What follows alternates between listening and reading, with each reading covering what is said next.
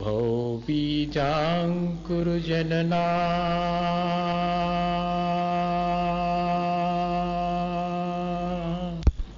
भवबीजाङ्कुरजनना रागाद्याक्षयमुपागतायस्य ब्रह्मा वा विष्णुर्वा हरो जिनो वा नमस्तस्मै। जो विद्यादि सागर सुधी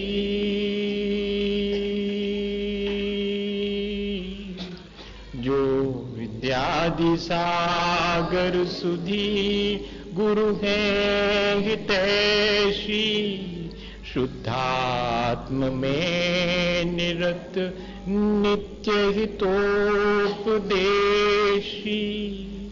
वे पाप ग्रीष्म ऋतु में जल में सयाने पूजूं उनके सतत केवल ज्ञान पाने पूजूं उनके सतत केवल ज्ञान पाने।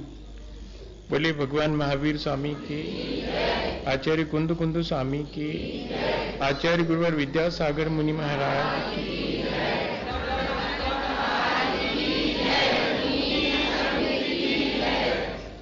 हमेशा की तरह कुछ बातें आज भी अपन ने सीखी हैं, कुछ बातें और सीख लें, कुछ विचार अपने जीवन में इकट्ठे कर लें। इन विचारों को हम पिछले कई दिनों से इकट्ठा कर रहे हैं। श्रेष्ठ विचारों की संपत्ति ही, श्रेष्ठ विचारों की पूंजी ही हमारे काम आएगी। इसे संपत्ति और पूंजी की तरह संभाल करके रखें। इनका सदुपयोग भी हमें यथा समय करना है, इस तरह की भावना भी हम सबके भीतर होनी चाहिए। सारे विचारों को एक व्यक्ति अपने जीवन में ला पाए ये इतना आसान तो नहीं है, लेकिन विचार अवसर पर काम आ जाएं इतना तो हम कर ही सकते हैं। ऐसा ही मान करके कि हमें इन श्रेष्ठ विचारों का अवसर आने पर सदुपयोग कर लेना है। आज भी कुछ थोड़े से विचार अपन कोशिश करेंगे समझने की। हमने पिछले दिनों इस बात को बहुत अच्छे से समझा है कि श्रेष्ठ विचार हमारे अंदर आना चाहिए। श्रेष्ठ विचार कौन से हैं? तो जिससे अपने जीवन का हित होता हो और जिससे दूसरे का भी उपकार होता हो, वे सारे विचार श्रेष्ठ विचार हैं। अब इनको हम किस तरह से उपयोग में लाते हैं ये हमारी अपनी चॉइस है।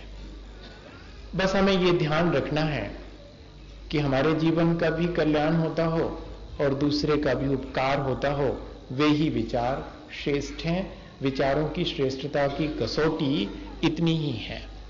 और जो विचार हमारे जीवन को भी पतित करते हों और दूसरे को तकलीफ पहुंचाते हों, वे विचार श्रेष्ठ विचार नहीं है। आज मैं सोचता हूं कि हमें इस बात पे भी विचार करना चाहिए कि कहीं ऐसा तो नहीं कि जो निम्नतम विचार हैं उनमें मुझे आनंद आता हो और मैं हमेशा दूसरे को ही सुधारने के लिए आतुर रहता हूं। ये दो बातें हमारे जीवन में अगर हैं तब तो फिर हम अपने श्रेष्ठ विचारों का सदुपयोग ना कर पाएंगे। हमारे पास कितने ही श्रेष्ठ विचार क्यों ना हो, वे हमारे जीवन को परिवर्तित नहीं कर पाएंगे तब तक जब तक कि हम निम्नतम विचारों में आनंद मानते रहेंगे और दूसरे को सुधारने की आतुरता हमारे भीतर बनी रहे। होता हम लोगों के साथ यही है एक तरफ हम उच्च विचारों को चाहते भी हैं, लेकिन आनंद हम निम्नतम विचारों में ही मानते हैं। और उससे असल में लाभ क्या दिखाई पड़ता है कि हमारा अहंकार पुष्ट हो जाता है। निम्नतम विचारों में हमारा अहंकार पुष्ट होता है, पहली चीज। और दूसरी चीज ये होती है कि हम आश्वस्त हो जाते हैं कि जब जीवन ऐसा है ही, तो फिर हम ही थोड़ी यहां पर गलत है, सभी लोग तो ऐसे ही हैं। और तीसरी सबसे बड़ी चीज कि फिर जो है हमारी अपनी श्रेष्ठता की चुनौती वो खत्म हो जाती है। देखो, अगर कोई ये कह दे कि गुस्सा करना तो हमारा स्वभाव है, तो ये जो निम्नतम विचार है कि गुस्सा करना हमारा स्वभाव है, हम बड़ी जल्दी स्वीकार कर लेते हैं। ऐसा करने से हमारा अहंकार पुष्ट हो जाता है कि कोई बात नहीं, कौन हम ही अकेले गुस्सा करते हैं, सब तो गुस्सा करते हैं, वो कह ही रहे हैं कि गुस्सा करना तो स्वभाव है। और अगर कोई ये कहे कि क्रोध पर विजय प्राप्त करना हमारा स्वभाव है, तो ये विचार जरा मुश्किल मालूम पड़ता है, क्योंकि फिर चुनौती सामने आ जाती कि मैं तो अपने क्रोध को जीत ही नहीं पाया, और ये तो कह रहे हैं कि क्रोध को जीतना ये स्वभाव है। तो फिर हम उस श्रेष्ठ विचार को उतना महत्व नहीं देते हैं जितना कि हम इस निम्न विचार को कि क्रोध करना तो स्वभाव है, कषायें तो हमारा अपना स्वभाव ही है, हम उनसे विमुख कैसे हो सकते हैं। हमें आज इस बात पे विचार करना है कि कहीं ऐसा तो नहीं कि निम्न विचारों में हमें आनंद आता हो, कहीं ऐसा तो नहीं कि हमें प्रशंसा में दूसरे की कम आनंद आता हो, निंदा में ज्यादा आनंद आता हो। अब हमें जरा सा अपना सेल्फ एनालिसिस तो करना होगा। हम भले ही श्रेष्ठ विचारों को पसंद करते हैं, लेकिन दूसरे की निंदा में अगर मजा लेते हैं तो कभी भी हम अपने को श्रेष्ठ तो बना ही नहीं पाएंगे, ये बिल्कुल तय हो गया। और ये हम लोगों के साथ है मजा। निंदा में रस आने का अर्थ सिर्फ इतना है कि उसमें हमारा अहंकार पुष्ट होता है, चुनौती खत्म हो जाती है। अगर कोई ये कह दे, कोई अगर साधु की निंदा कर दे, तो हम बड़े गौर से, या कि कोई किसी महापुरुष की निंदा कर दे, किसी महान व्यक्ति की जिसको हम बहुत अच्छा समझते थे या जिसको लोग बहुत अच्छा समझते हैं, उसकी निंदा कर दे तो हम बड़े गौर से सुनते हैं। ऐसा क्यों करते हैं? इसलिए करते हैं कि फिर हमको अभी तक ये जो तकलीफ होती थी ना कि वो बड़ा हो गया, वो महान हो गया, अब तकलीफ नहीं होती। देखा, हम ही ठीक हैं, सब समझ में आ गई, ये 100 करोड़, इससे अच्छे तो हम ही हैं। ऐसा हमारा अहंकार पुष्ट हो जाता है। अगर किसी की निंदा थोड़ी भी मालूम सुनाई पड़ती है तो हमारा अहंकार पुष्ट होता, हमारी चुनौती खत्म हो जाती है। क्या हमें अच्छा बनने की आवश्यकता नहीं? हम तो पहले ही कह रहे थे कि साधु वाधु बनने से क्या होने वाला, ये सब दिखते भर है जरूर ठीक ठीक बाहर, लेकिन रहते वहते नहीं है। कितनी जल्दी, अच्छा और एक और मजा है कि दूसरे की निंदा हम जितनी जल्दी हम निम्न विचारों को स्वीकार कर लेते हैं, उतनी जल्दी हम श्रेष्ठ विचारों को स्वीकार नहीं करते। ये भी हमें गौर से देखना पड़ेगा कि कहीं ऐसा तो नहीं कि हम निम्न विचारों को जल्दी आनंदित भी होते हैं और जल्दी स्वीकार कर लेते हैं श्रेष्ठ विचारों की अपेक्षा। मैं सोचता हूं कि अगर किसी व्यक्ति को यह कह दिया जाए कि पाप करना तो नेचुरल है, बट नेचुरल, जैसे कि फ्राइड ने कहा कि काम वासना बहुत नेचुरल है, पाप करना, हिंसा करना, चोरी करना, झूठ बोलना बहुत नेचुरल चीज है, ये तो हर एक आदमी के अंदर रहनी चाहिए, होती ही है, उसके बिना हो नहीं सकता। आज फ्राइड को मानने वाले लोग बहुत हैं, आज इस चीज को स्वीकार करने वाले लोग बहुत हैं। इससे क्या हुआ? इससे यह हुआ कि पाप से विमुख होने की जो मुश्किल थी वो खत्म हो गई। अब हमको कुछ नहीं करना है।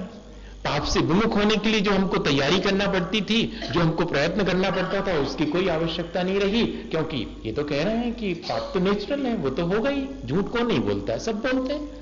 चोरी कौन नहीं करता? सब करते हैं। कोई छोटी करता है, कोई 1 रुपए की करता है, कोई 1 करोड़ रुपए की करता है, बात तो वही है, चाहे 1 की करो चाहे 1 करोड़ की करो। ऐसा अगर निम्न विचारों में आनंद आए और निम्न विचारों को जल्दी स्वीकार कर लें, तो अभी जरा अपने मन को देखना पड़ेगा, अपने मन का निरीक्षण करना पड़ेगा। और इतना ही नहीं, उच्चतम विचारों का भी जब हम अपने मन मुताबिक गलत अर्थ निकालने लगते हैं, तब भी मालूम पड़ता है कि हमारे निम्न विचारों में आनंद हम कितना मान रहे हैं। बड़ा मजा है। जैसे कि उच्च विचार है कि शरीर तो नश्वर है, इसलिए शरीर की इतनी रख रखाव की आवश्यकता नहीं है, और आत्मा शाश्वत है, इसकी मलिनता के लिए हमें मलिन ना हो जाए इसका निरंतर प्रयास करना चाहिए। ये उच्च विचार है। लेकिन इस उच्च विचार का दूसरा अर्थ भी निकाला जा सकता कि अरे जब आत्मा शाश्वत है, मरने अन्य नहीं आ, तो जल्दी का है, फिर कर ले अपन, ये जीवन में नहीं कर पाए तो अगले जीवन में मरना तो है नहीं, आत्मा तो शाश्वत है। अब रही बात शरीर की, तुझे खुद कह रहे कि शरीर नश्वर है, तो अब जितना संवार के रख सको तो रखो, जितना इससे काम अच्छो ले सको, जितना भोग विलास कर सको वो करो। ऐसा भी हम उसका अर्थ निम्नतम अगर हम विचारों को महत्व देते हैं तो हम अच्छी बातों के भी अर्थ इसी तरह निकाल लेते हैं। हमें बहुत सावधानी रखना होगी, जहां हमें कोशिश करनी है कि बुराइयों के बीच में से भी हम अच्छाई निकाल लें। कहीं ऐसा ना हो कि अच्छाइयों के बीच भी हम बुराइयां निकालने की आदत डेवलप कर लें, तो फिर हमें हर जगह जो है इसी तरह बुराई निकालना हम शुरू कर देते हैं, और कोई अच्छाई भी होती है तो हम उसको मिस करते चले जाते हैं। अच्छे विचार हमें संभाल के रखना है, लेकिन बुरे विचारों में अब आनंद नहीं आना चाहिए। किसी की निंदा सुन करके और मन बोझिल होना ना चाहिए, बल्कि वहां से हट जाना चाहिए कि अरे क्या कर रहे हैं आप। अभी एक बहन आई थी, वो कहती है कि मैं उस आश्रम में नहीं रहूं, महाराज आप आशीर्वाद दीजिए। मैंने कहा क्यों नहीं? बोले वहां पर मैं तो बहुत अच्छा मान करके गई थी, वहां पर जो वहां के गुरुजी थे उस आश्रम के, वो आज का जो सिस्टम है धर्म का, उसकी थोड़ी सी निंदा कर रहे थे। तो मैंने सोचा कि यहां भी क्या फायदा, घर छोड़ करके यहां आश्रम में आए और यहां पर भी ये लोग जो है निंदा ही कर रहे हैं, मैं उस आश्रम को भी छोड़ दूंगी, वैसे साल भर हो गया है। ऐसा उसने मुझसे कहा। मुझे बहुत आश्चर्य लगा कि आज भी ऐसे लोग हैं जो कि सिर्फ अच्छा ही सुनना पसंद करते हैं, अच्छा करना पसंद करते हैं। जहां कुछ बुरा होता है उस तरफ नहीं देखते हैं, जहां कुछ बुरा सुनने में आता है वहां अपने कान बंद कर लेते हैं, वहां से हटना पसंद करते हैं। क्या ऐसा हम अपने जीवन में नहीं बना सकते हैं? अगर हम अच्छाइयों को पसंद करते हैं तो हम बुराइयों से बचने के लिए भी प्रयत्नशील हों, और बुराई से बचने का उपाय सबसे अच्छा है कि बुराई की कभी भी हम प्रशंसा ना करें, और बुराई को हम महत्व ना दें, और बुराई में हम आनंद ना मानें, बुराई में हम रस ना लें, निंदा में हम रस ना लें। ये आदत बहुत ज्यादा देखने में आती है। इतने अच्छे अच्छे विचार होने के बाद भी, और हम शायद उन विचारों का आदान प्रदान नहीं करते हैं, बल्कि जो बुरे विचार हैं उनका आदान प्रदान करने बैठ जाते हैं। दो लोग बैठेंगे तो जरूर से तीसरे के अच्छे विचारों की बात नहीं करेंगे, उसके किसी न किसी बुरे पहलू की ही चर्चा करेंगे। ये जो एक आदत है वो हमारे जीवन को निरंतर समाप्त करती चली जा रही। हम कितना भी अच्छा क्यों ना करें, लेकिन अगर ये एक बुराई हमारे पास में है तो वो कभी हमें डेवलप नहीं होने देगी। हमें हमेशा व्यर्थ विचारों से बचने के लिए आतुर नहीं होना चाहिए व्यर्थ विचारों की तरफ। हमें आतुरता इस बात की होनी चाहिए कि कैसे मैं अच्छे लोगों के बीच रहूं और अच्छे विचारों को ही मैं आदान प्रदान करूं। एक बार क्या हुआ, एक साधु जी के पास एक युवक आया। एक बहुत छोटी सी घटना आपसे को, तो उसने कहा कि कुछ उपदेश दीजिएगा। उन्होंने कहा कि उपदेश, मेरे पास रहो, 2-3 दिन रहो, उपदेश मैं तुम्हें दे दूंगा। वो पहले दिन रहा तो उसने देखा कि साधु जी के पास एक बहुत बड़े सेठ आए हैं और वो उनको प्रणाम करके उनकी बड़ी प्रशंसा कर रहे हैं। तो उसको बहुत अच्छा लगा और उसका मन हुआ, पर साधु जी ने कह दिया कि देखो, इन 3 दिनों में मेरे पास जब तुम हो, बोलना बस बिल्कुल मत बोलना, कोई भी रिएक्शन मत करना, तुम सिर्फ देखना कि क्या घटित होता है। तो जब उन्होंने बहुत प्रशंसा की तो इसका मन हुआ कि मैं भी जो है इन सेठ जी के को उठ करके और धन्यवाद दूं। और वो, लेकिन अब चूंकि साधु जी ने कह दिया था कि कुछ भी मत बोलना, चुप रहा आया वो, पर मन में खसमासाहट तो थी कि मैं इनके लिए कुछ कहूं। दूसरे दिन कोई एक और व्यक्ति आया जो कि साधु जी का शत्रु था। उसने तमाम जो है गालियां देना शुरू कर दी साधु जी को। फिर इसके मन में आया कि मैं जाकर के इसको अभी उठा करके बाहर फेंक दूं या जो भी मेरे से बने इसके लिए करूं। पर साधु जी ने फिर मुस्कुरा के इशारा कर दिया कि तुम्हारा काम सिर्फ देखने का है, चुप बैठो। तीसरे दिन उसने कहा कि आपने कहा था तीसरे दिन संदेश दूंगा। साधु ने कहा मैंने संदेश 2 दिनों में दे दिया है, संदेश तुम्हें मिल गया है। तुमने कितनी अधिक बुरे और यहां होने वाले हर तरह के जो भी प्रशंसा की है, प्रशंसा भी बहुत अच्छी चीज नहीं है और निंदा तो है ही नहीं अच्छी चीज। तुम्हें दोनों में तटस्थ रहना चाहिए था। मैं तो दोनों में तटस्थ रहा। वो आया, उसने मेरी प्रशंसा में कुछ शब्द कहे, दूसरा आया, उसने मेरी निंदा में कुछ शब्द कहे। तुम्हारी आतुरता दोनों में थी। तुम प्रशंसा को भी महत्व देते हो, तुम निंदा को भी महत्व देते हो, और मैं निंदा और प्रशंसा को ज्यादा महत्व नहीं देता, मैं अपने कार्य को अधिक महत्व देता हूं। मैं संदेश यही देना चाहता हूं कि अपने कार्य को, अपने कर्तव्य को, अपने दायित्व को तुम ज्यादा महत्व दो। निंदा और प्रशंसा चाहे स्वयं की हो या दूसरे की हो, उसमें आतुरता मत दिखाओ। और दूसरी बात जो मैंने आपसे कही कि हमेशा ये तो निम्न विचारों का समर्थन तो हम करते ही हैं। एक और घटना मैं आपसे कहूं, शायद बात और स्पष्ट हो। हम उच्च विचारों में से भी निम्न विचार कैसे निकाल लेते हैं। ये आदत बन गई है, कहना चाहिए। एक बार अपने अंदर संस्कार वैसा बन गया है कि अपन अच्छी बात में से भी बुरी बात निकाल लेते हैं। ये चाहे फैमिली में हो, चाहे धर्म के क्षेत्र में हो, सभी जगह देखने में आता है। एक बार क्या हुआ कि एक व्यक्ति का जहाज फंस गया। वह बहुत बड़ा सेठ था, उसके अकेले 9 लाख रुपए की तो हवेली थी। जब उसका जहाज फंस गया तो उसने भगवान से हाथ जोड़ करके प्रार्थना करी कि भगवान, अगर ये जहाज बच जाएगा तो 9 लाख रुपए वाली वो जो हवेली है वो आपके मंदिर को दान दे दूंगा। तो लोगों ने कहा कि अरे इतना साहस, और अब संयोग कह लीजिएगा या कि दान का प्रभाव कह लीजिएगा। वो जहाज बच गया तो लोगों ने कहा कि याद करो जहाज में क्या प्रार्थना करी थी भगवान की।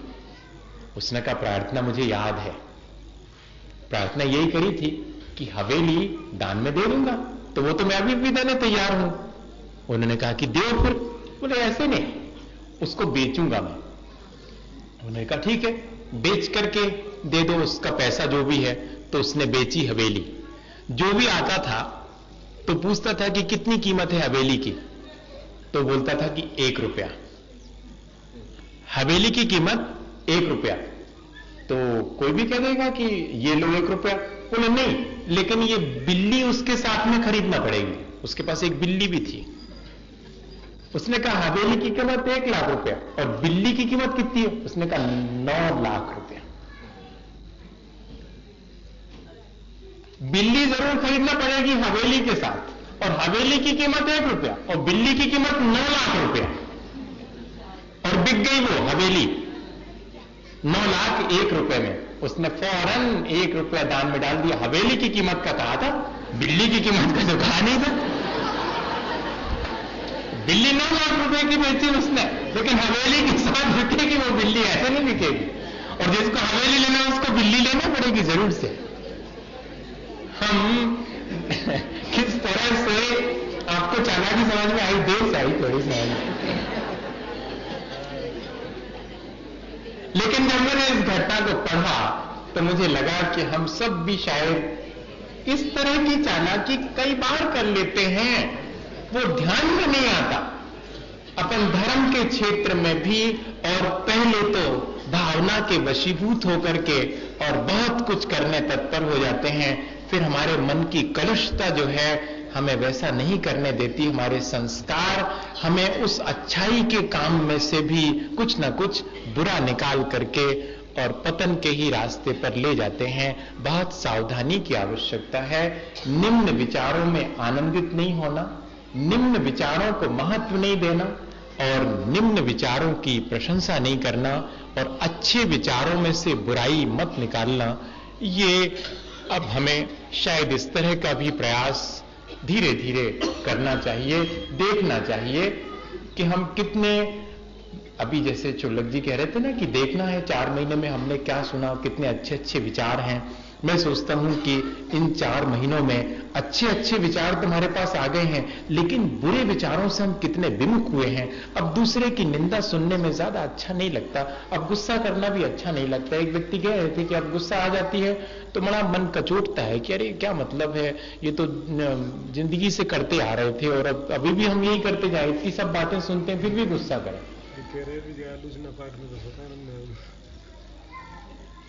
हाँ, अब माने हमें खुद अपना एनालिसिस करना पड़ेगा कि हम किस तरह के विचारों को पसंद कर रहे हैं और किस तरफ हम चले जा रहे हैं। अगर हम अभी भी निम्न विचारों को महत्व देते हैं तो इसका मतलब है कि हमारे पास श्रेष्ठ विचार होते हुए भी हम उनका सदुपयोग नहीं कर पा रहे। और दूसरी बात जो मैंने आपसे कही, सबका मन ये होता है कि दूसरे को सुधारें।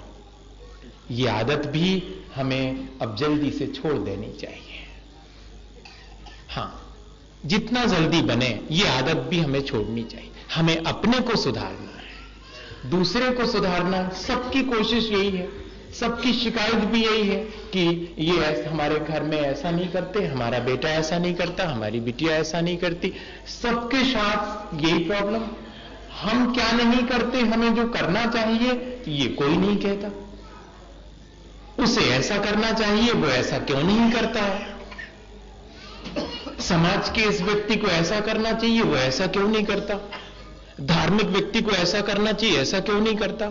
मुझे क्या करना चाहिए और मैं क्या नहीं करता हूं, इस बात पर भी हमें अब जरूर से विचार करना चाहिए। दूसरे को सुधारने की अपेक्षा स्वयं को सुधारने की प्रक्रिया हमें अपनानी चाहिए। और स्वयं को सुधारने के लिए बहुत 2-3 छोटी छोटी बातें आज फिर अपन अपने उसमें ऐड कर लेते हैं कि कौन सी ऐसी चीजें हैं। मैं पिछले 2-3 दिनों से लगातार इस बात की चर्चा कर रहा हूं कि शायद ये बातें हमारे जीवन को अच्छा बनाएंगी।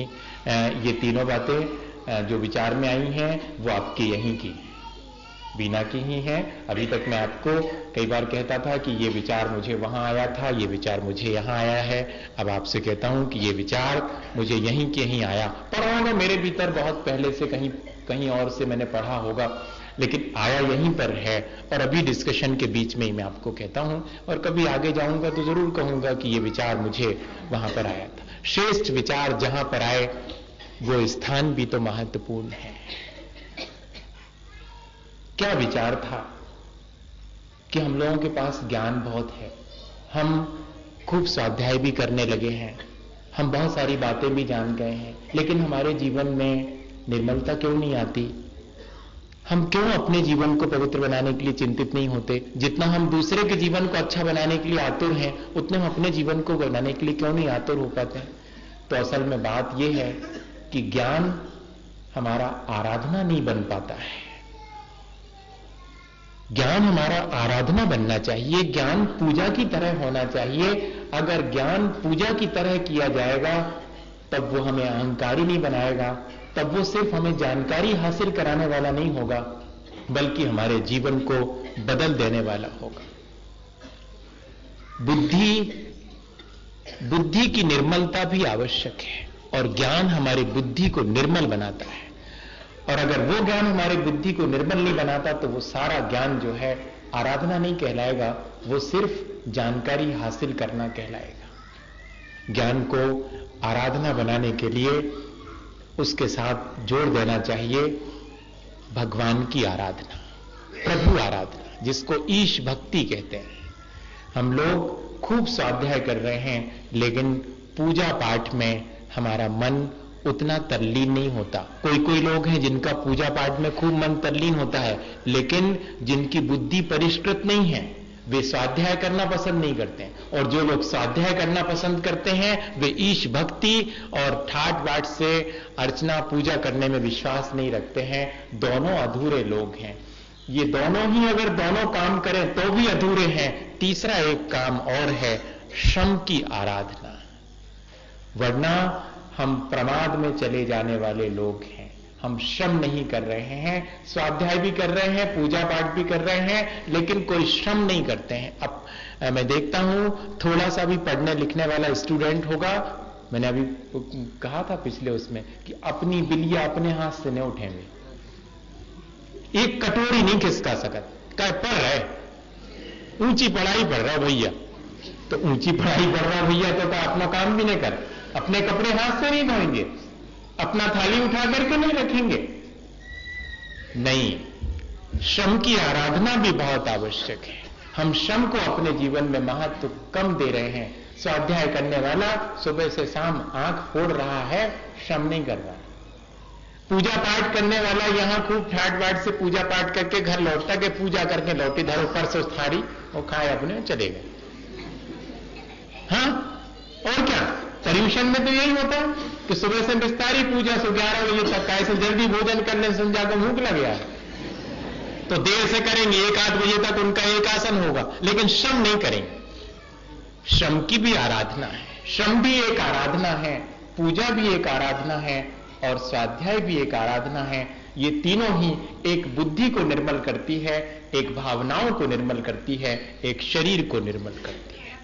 श्रम के माध्यम से शरीर को निर्मल किया जाता है, तो श्रम के माध्यम से पूजा का भी तो श्रम है। जल्दी से नहा धो करके मैं उठूं और जल्दी से भगवान के दर्शन, अभी तो ठंड लग रही है, लग रही होगी, मैं भी थोड़ा सा आलसी हो गया था। मुझे याद है अभी तक कि इतने निकट तो बैठा हूं, एक दिन अचानक कैसा लगा कि इतने निकट बैठा हूं, इधर घंटी बजती है और मैं अभिषेक के लिए भी नहीं आता हूं, ये तो बेईमानी है। हाँ, ऐसा मुझे लगा। ये ठीक है कि मैं उस समय चले जाऊं तो बात अलग है, लेकिन मैं यहां बैठा हूं और अभिषेक हो रहा और मैं उठ के नहीं जाऊं। उस दिन से जो है जीवन में एक चीज और शामिल हो गई कि अब जैसे ही घंटी बजेगी और मैं अगर हूं तो मुझे अभिषेक भी देखना है, जबकि मुझे अभिषेक देखने की कोई आवश्यकता नहीं है, लेकिन श्रम आवश्यक है। कौन सा श्रम करेंगे? इतना सा उठ करके नहीं आ सकते हैं भगवान के अभिषेक के लिए? ठीक है, ठंड तो लग रही है, लगती रहेगी ठंड, इससे क्या फर्क पड़ने वाला, मर थोड़ी जाएंगे। ये विचार मैं आपसे कह रहा हूं कि यहीं के यहीं अभी विचार आया, वो आपको दे रहा हूं कि श्रम भी सुबह से जो है, मैं बूढ़े लोगों को देखता हूं लाठी टेकते, नहा धो करके मंदिर भागे चले आते हैं। तब मैंने एक दिन कहा था कि ये पीढ़ी अपना काम करके चली गई, आने वाली पीढ़ी और हमारी पीढ़ी अब श्रम विहीन हो गई, इस तरह का श्रम ही पसंद नहीं करती। अगर दुकान खोलना होती, कोई साहब आ रहा होते 7 बजे तो दुकान नहा धो के खुल जाती, लेकिन 7 बजे मंदिर आने के लिए हम श्रम नहीं करते। मैं उस श्रम की आराधना की बात कर रहा हूं, जो श्रम हमारे मन को पवित्र करता है। वो श्रम सुबह से शाम तक हम मौका ढूंढें कि हम कैसे धर्म ध्यान करें। जल्दी से चलो, करते हैं लोग श्रम, मैंने 5:15 का शाम का टाइम कर दिया है, तो लोग जल्दी जल्दी से खा पी करके 5:15 बजे आ के, ये है श्रम। मुझे धर्म ध्यान करने के लिए शरीर को इस तरह से बना लेना है कि मेरा शरीर आलसी ना हो जाए। मैं उस श्रम की बात करूं। श्रम भी जो है आराधना बन सकता है अगर वो बुद्धि और मन के लिए या कि हमारे भावनाओं को पवित्र करता है। मैं सोचता हूं ये बहुत अच्छे बहुत सारे विचार हैं। हम अपने बुद्धि को परिष्कृत करें, जरूर स्वाध्याय करें। हम अपनी भावना को पवित्र करें, जरूर पूजा पाठ करें। हम अपने शरीर को पवित्र करें, किस माध्यम से? भगवान की आराधना के लिए हमेशा तत्पर रहें। जहां पूजा पाठ होती हो जल्दी से चलें और वहां पर शामिल हो जाएं उन सब चीजों में, क्योंकि शरीर इसी के लिए मिला है। शरीर आलस के लिए नहीं मिला, शरीर तो श्रम करने के लिए मिला, उसी से ये पवित्र होता है। कौन सा श्रम? संसार के श्रम की बात नहीं कर रहा हूं, ये जो परमार्थ में श्रम मैं सुबह से देखता हूं। बहुत छोटी छोटी बातें आपसे कह रहा हूं कि क्या आवश्यकता है कि मैं भी तो वैसे ही भोजन करता हूं जैसे कि आप करते हैं, कोई मैं अलग से करता हूं, थोड़े खड़े होकर करता हूं, तो आप भी बफे सिस्टम में खड़े होकर कर सकते हैं। मैं तो कई बार ये सोचता हूं कि क्या आवश्यकता है सवेरे से अपने कपड़े सुखा करके, 16 के कपड़े, वो छोटे छोटे बच्चे भी, हाँ हमारे कपड़े 16 के रख देना, एक ग्रास देने मिलना है, सिर्फ एक, लेकिन उसकी तैयारी सवेरे से है और इंतजार कर रहे हैं कि 9:30, 9:45, 10 बजे निकलेंगे महाराज। एक ग्रास देके मुझे बाहर निकाल दिया जाना है, ये भी मुझे मालूम है, लेकिन उसके लिए क्यों परिश्रम कर रहे हैं सुबह से? क्या आवश्यकता है? मैं सोचता हूं कि ये है धर्म के लिए अपने शरीर का सदुपयोग करना। ये है व्यक्ति अपने, वैसे तो सोते रहो, 8 बजे तक सोते रहो, कौन पूछने वाला है? 10 बजे तक भी सोते रहो, तो सोने वाले लोग सोते हैं 10 बजे तक, लेकिन कुछ लोग हैं जो अपने धर्म ध्यान के लिए शरीर को भी वैसा ही बना करके रखते हैं। ऐसा श्रम की आराधना भी करें हम। ईश्वर चंद हुए हैं स्टेशन पर उतरे हैं और उतरते साथ उन्होंने देखा छोटा सा स्टेशन है, कोई कुली नहीं है, अपना सामान उठा के जा रहे हैं। उतने में एक और अच्छा सूट बूट पहने हुए नवयुवक, वो कहता है एक कुली इधर आओ। तो वो देखते हैं कि कुली तो यहां कोई नहीं है, ये किसको बुला रहा है। तो अपना सामान धीरे से रख देते हैं, उसका सूटकेस उठा करके कहते चलिए कहां चलना है। तो वहां पहुंचा देते हैं और वहां रख करके वापस आ जाते हैं, अपना सामान लेके जाते हैं। उस दिन उस छोटे से गांव में उन ईश्वरचंद विद्यासागर का सम्मान होने वाला था। जब सम्मान उनका होने लगा तब वो युवक उस सम्मान समारोह में शामिल हुआ था। वो देख के दंग रह गया कि मैंने जिसे कुली कह के बुलाया था, क्योंकि इनके कपड़े ठीक ढंग के नहीं लग रहे थे, तो मैंने कहा एक कुली मेरा भी सामान ले लो, इतना तो ले जा रहा है। ये वो ईश्वरचंद हैं जो कि मेरा सामान लेकर के चले गए थे। वो पानी पानी हो गया और उनके चरणों में लोट पोट हो गया। उन्होंने कहा कि मुझे तुमसे कुछ नहीं कहना, मुझे सिर्फ ये कहना है कि तुम हमेशा श्रम को महत्व देना। तुमने श्रम का सम्मान नहीं किया, इसलिए आज तुम दीनहीन होकर के मेरे सामने हाथ पैर जोड़ रहे हो। कोई आवश्यकता नहीं, कल से तुम भी इसी तरह श्रम को, मैं हमेशा श्रम को महत्व, कितना ही बड़ा हो गया हूं लेकिन मैं श्रम को महत्व देता हूं। तुम्हें अपना काम अपने हाथ से करना चाहिए, इतना श्रम तो मैं दूसरे पर होनी ही चाहिए। ये श्रम को महत्व है। ईश वंदना कैसे मन को निर्मल करती है। एक बहुत छोटी सी फिर मैं आपसे घटना कहूं, ढेर सारी घटनाएं एकदम एक साथ याद आती हैं। वो पिछले बार लोग कह रहे थे कि आप तो सुना दिया करे, वो सुनाई वाली भी सुना दिया करे, तो दो दो तीन तीन हो जाएंगे, तो एक साथ याद आ गई। ईश वंदना कैसे हमारे मन को निर्मल करती है और कैसे हम ईश वंदना में भी हम चूक जाते हैं। जब तीनों एक साथ नहीं होती चीजें, कोई एक होती तो अधूरापन रह जाता है। क्या हुआ कि एक वो थे वृद्ध थे, उनके कोई लड़का वड़का नहीं था, संतान नहीं थी। बड़ा मुश्किल, बहुत प्रार्थना करने के बाद, भगवान की आराधना करने के बाद उनको बेटा पैदा हुआ, लेकिन उस बेटे की आंखें नहीं थी, रोशनी नहीं थी, अंधा पैदा हुआ।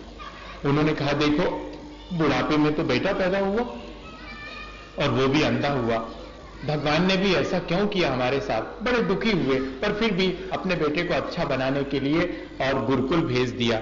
बड़े होने पर 12-12 साल के लिए गुरुकुल चले जाते थे पढ़ने के लिए बच्चे। तो वहां से लौट करके जब आया तो समझदार हो गया था। तो उसने पहले नंबर आकर के पिता और मां से पूछा कि मां और पिता, क्या तुम्हारी भी मेरे समान आंखें नहीं हैं? क्या तुम लोग भी अंधे हो क्या? क्योंकि सुनते हैं कि जो अंधा होता है उनके संतान भी अंधी होती है। तो उन्होंने कहा नहीं बेटे, ऐसा कुछ भी नहीं है, हम तो दोनों की आंखें बिल्कुल ठीक ठीक हैं, हम तो देखते हैं। तो फिर आखिर बात क्यों हुई पिता कि जब तुम्हारी आंखें ठीक हैं, मेरी आंखें क्यों अंधी हो गई? मैंने क्यों ऐसा किया? बोले बेटे मैं कुछ नहीं समझ सकता, लेकिन इतना जरूर है कि मैंने तो तेरे लिए भगवान से बहुत प्रार्थना करी थी। अरे ये बात है, भगवान से प्रार्थना करके मुझे मांगा, यही आपका अंधापन है और इसी वजह से मुझे भी भगवान ने अंधा बना के भेजा है। ईश वंदना मुझे संसार मांगने के लिए अगर प्रेरित करती है तो इससे बड़ा अंधापन और कौन सा होगा। ईश वंदना तो ज्ञान, प्रभु की आराधना तो मेरे मन की निर्मलता के लिए है, मेरे संसार बढ़ाने के लिए नहीं है। क्या हम इस तरह इन छोटी छोटी बातों से कोई संदेश लेना पसंद नहीं करेंगे? मैं सोचता हूं कि मेरे ख्याल से इतना पर्याप्त है। ईश वंदना की एक और घटना वर्णी जी के जीवन के आपको सुनाऊं और अपनी बात यहीं पर आज अपन विश्राम करते हैं। कैसी वंदना होनी चाहिए? ये वंदना तो वैसी हो गई कि प्रार्थना भी करी और हमने ठीक ढंग से नहीं करी तो उसका हमको बेनिफिट नहीं मिला। और वर्णी जी के जीवन की घटना कि सचमुच परिणामों की निर्मलता अगर भगवान की पूजा से मिलती है तो हमारा ध्येय तो वही है, परिणाम निर्मल हो, बुद्धि निर्मल हो, शरीर निर्मल हो। ये तीनों की निर्मलता हमें प्राप्त करने के लिए हमेशा, और अपने ही, दूसरे के लिए नहीं, अपने स्वयं के लिए हमेशा तत्पर रहना चाहिए। क्या हुआ, वो नीमिया घाट से वंदना होती है शिखर जी की, वो 36 मील वाली, जिसमें कि पूरी शिखर जी के पहाड़ की वंदना होती है। वर्णी जी ने वो वंदना शुरू की। अब उसमें तो 2-2 दिन लग जाते हैं। तो वो वंदना करके और थके हारे, उपवास तो था ही, थके हारे दूसरे दिन कड़ी दोपहर में धूप में और वंदना पूरी करने को है, लेकिन अब सहा नहीं जाता, बहुत प्यास लगी हुई है। कहीं पानी मिल जाता तो प्यास बुझा लेते। 1-2 किलोमीटर और रह गया है, उतना भी चलना बहुत मुश्किल हो गया। लिखा उन्होंने संस्मरण में कि मेरे प्राण उस समय कंठगत हो गए थे, मुझसे एक कदम भी नहीं चला जाता था। उन्होंने मन ही मन भगवान से क्या प्रार्थना करी कि हे पारसनाथ, आपके चरणों में मैं आया हूं और आप जानते हो मैं जैनी नहीं हूं, मैं जैनी नहीं हूं। मैंने बहुत श्रद्धा पूर्वक आपकी शरण स्वीकार करी है और कदाचित आपकी वंदना करते करते मेरे प्राण निकल गए तो मेरा तो कुछ नहीं बिगड़ेगा, बिगड़ेगा आपका, बदनामी होगी आपकी। ऐसी प्रार्थना देखो आप। लेकिन मन की निर्मलता कितनी है वहां भगवान को लहना दे रहे कि हमारा कुछ बिगाड़ नहीं। यही लोग के हैं कि देखो तो वंदना को गए थे और मर गए, ऐसे अपन को वंदना को नहीं जाना। लोग ऐसा न समझने लगे हे भगवान, इसलिए अब रक्षा तो आप ही हमारी करो। और उन्होंने लिखा कि मैं 10-25 कदम आगे बढ़ा और वहां पर पानी का एक निर्मल स्रोत मुझे दिखाई पड़ा, ऐसे जैसे कि किसी ने निर्मल पानी यहां से बहा दिया। बोले मैंने वहां पर खूब भगवान के दर्शन करके तो आ ही रहे थे, नहा धो लिया ही था, सब कुछ तैयारी थी, पानी भर चाहिए था, सो पानी अपने छन्ने से छान करके और पानी पिया और मैं आगे बढ़ गया। आगे कुछ लोग 25-50 कदम पर ही बैठे थे और भूख प्यास से तड़प रहे थे कि वर्णी जी आप भी आ गए, अब हम कैसा करें, हमसे तो 1 किलोमीटर भी नहीं चला जाता। वर्णी जी ने कही घबराओ मत, अरे अब भी देखो हम 25 कदम चल के आए, वहां तो हम अब भी पानी पी करके आए, आओ तुम लोग सब आओ, हम सब भी पिलाते तुम्हारे लिए पानी। और उन्होंने लिखा कि जब हम उन सबको लेकर के वापस लौटे तो वहां पर कोई ना पानी का झरना था, ना कोई पानी का स्रोत वहां पर था, कहां से आया और कहां चला गया। उन्होंने लिखा कि ये तो भक्ति का ही प्रभाव था, परिणामों की निर्मलता थी तो उस बहाने और ये ऐसे निमित्त भी मिल गए। चमत्कार चाहे जो हो, लेकिन परिणामों की निर्मलता तो वहां पर विशेष है। हम पूजा भक्ति करें, परिणामों की निर्मलता के लिए करें, हम स्वाध्याय करें, अपनी बुद्धि के निखार के लिए करें, ताकि वो बुद्धि हमारा कल्याण कर सके और हम अपने शरीर से धर्म ध्यान जो भी करें वो अपने आलस को दूर करने के लिए, अपने संसार को बढ़ाने के लिए नहीं बल्कि अपने संसार को घटाने के लिए करें। मैं सोचता हूं इतना पर्याप्त है। अपन सब इसी भावना के साथ कि हमारा मन, हमारी बुद्धि, हमारी भावनाओं में सब में निर्मलता है, इसी भावना के साथ